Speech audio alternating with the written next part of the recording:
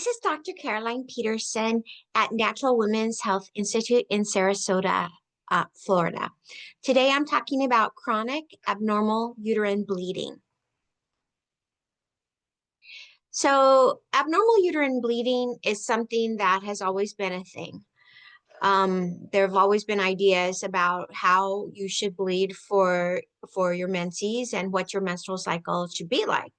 Hippocrates said that you should definitely not have excessive bleeding because it can lead to disease. And he treated it, recommended cupping of the breast. And so that could be something that would release oxytocin, and oxytocin would be something that would decrease bleeding. His idea of what a normal bleed was 3 days. Later on, Aristotle, the Bible, Avicenna, a Persian philosopher, and Thomas Sydenham, the 17th century physician, all reported serious cases of excess bleeding and the anemia that resulted from that.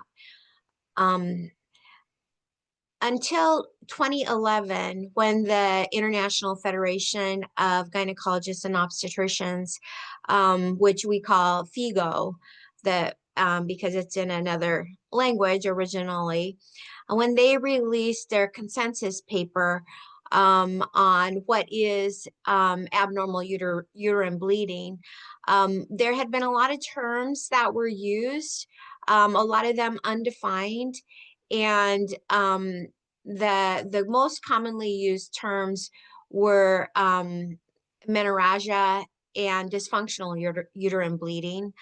But since this consensus paper, many of the terms that we used to use are no longer recommended, and instead we're going with terms like heavy menstrual bleeding, or abnormal uterine bleeding for the larger category.